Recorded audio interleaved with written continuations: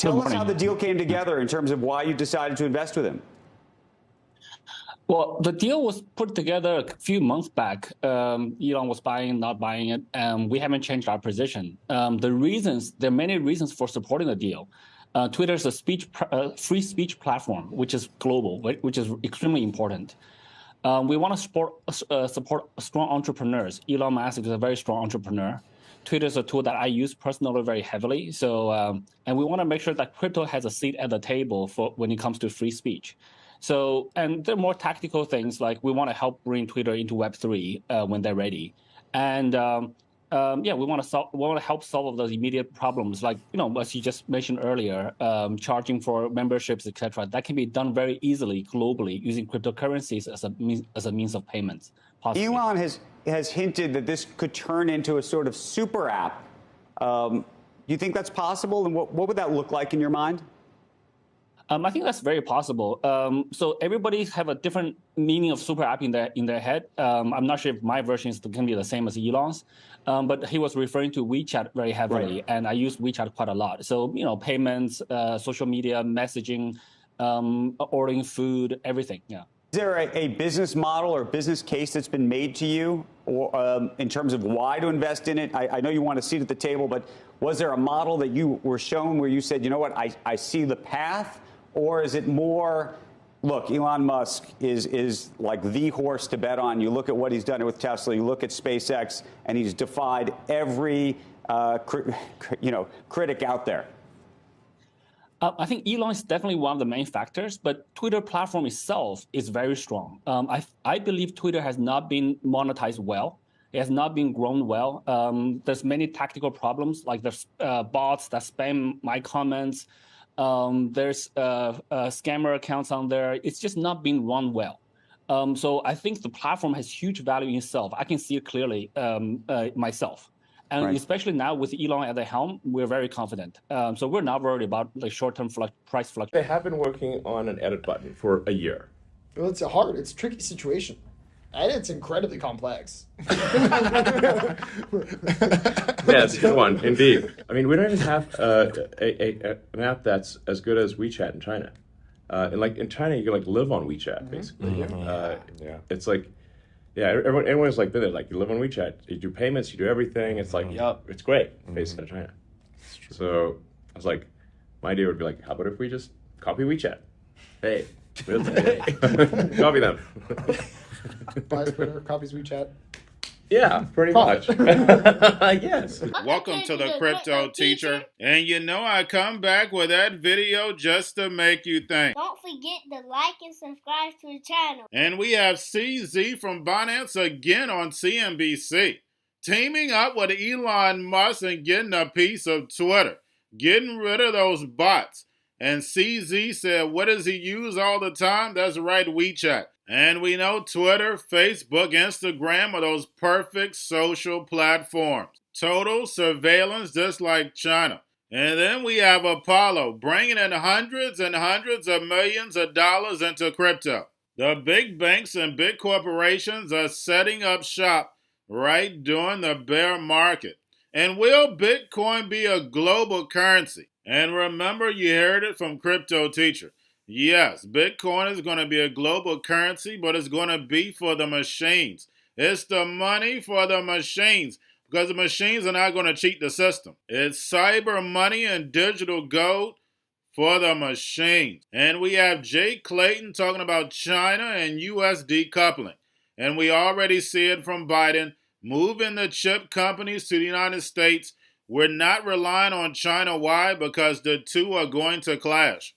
But it's going to be the rise of China and the fall of Babylon. And the reason why? Because the Fed printed 20% of all money in existence in 1 year. They destroyed the dollar on purpose so that would give the dragon the rise. Along with that digital yuan backed by that digital SDR. And remember, the Crypto Teacher told you, because he knows when it comes to the New World Order, it's all planned out. You have a wonderful day. Yeah, so Anchorage Digital is going to be acting as the qualified custodian for Apollo managed funds. That means that Apollo gets to choose whichever assets they want to add to their portfolios and offer to their clients. As far as Anchorage, what we do is we actually support access to hundreds of crypto assets that Apollo now has access to as part of our platform and gets to choose from. So is it hundreds then that they're offering to their customers? Which ones are being held? Well, right now, they're actually still in the process of defining it. I would say that it's their decision on what they want to do, and it's unlikely to be just one fund and unlikely to be just a couple of assets. And I do think that time will tell how these funds will perform, and thus time will tell on how they increase the types of assets that they're actually holding. Yeah, I do not think that Bitcoins will become a global currency. I don't think you're going to get massive adoptions. When people say we're going to go to 100, 200, 300,000, they assume massive adoption. You're not going to get that.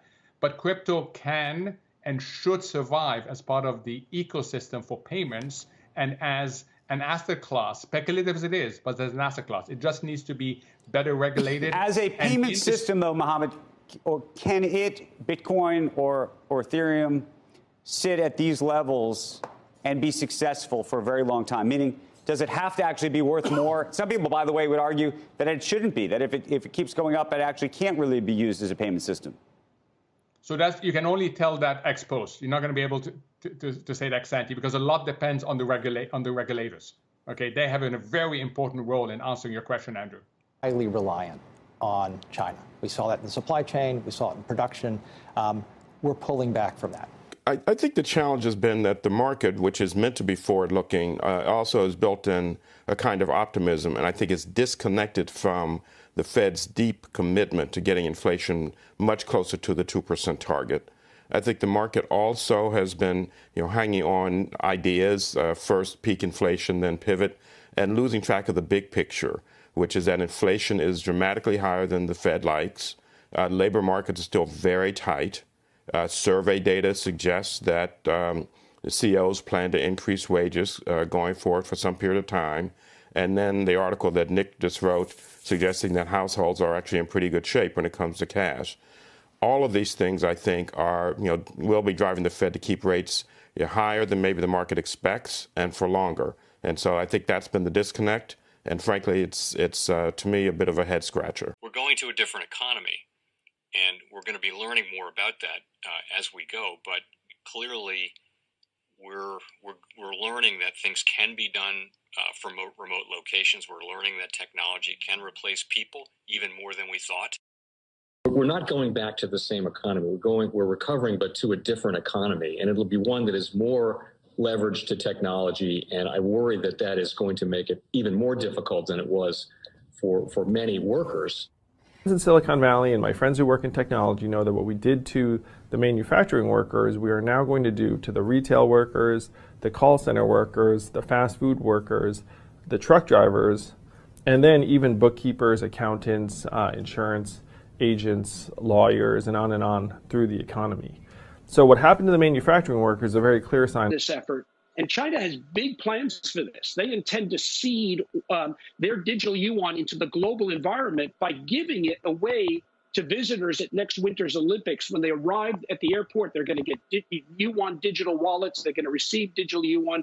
They're going to use it throughout their visits to Beijing, and then they're going to take it back to their home countries.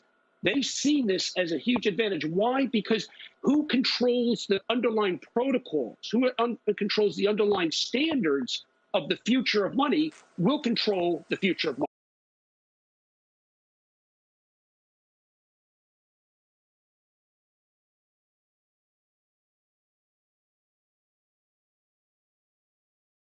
Most powerful person in the world is the storyteller. The storyteller sets the vision, values, and agenda of an entire generation to come. Steve Jobs. And guys, I truly believe in this. When you look at the New World Order, they're the storytellers. And that's the reason why I wrote my New World Order book. But guys, now it's time to change the current generation. And I wrote 3 kids' books. I love the Trinity because I understand the power that's in it. So I have 3 books. We have an opportunity to change the generation, to educate, not just me, but I want to show you that I take action on a daily basis. And I want you to take action on a daily basis. Whether it's your job, whether it's in your community, we have an opportunity right now to educate the masses. I posted this on my Twitter account. Please share, but this is a short clip of the 3 books. There's going to be a clothing line and action figures. Please get these books for your kids, nephews, cousins, friends, so therefore we can start the re-education now. Because as we see, the 4th Industrial Revolution foundation is definitely here. Robots, algorithms, drones, taking humanity out the picture. We have to re-educate. But let's get into the video. Part 1. King Joshua and Grandma Tam save the village. Part 2. King Joshua and Grandma Tam save New York from COVID-33. Part 3. King Joshua and Grandma Tam goes to China. It's mandatory to get part 1, part 2, and part 3 of this series. It's time to re-educate Generation Z.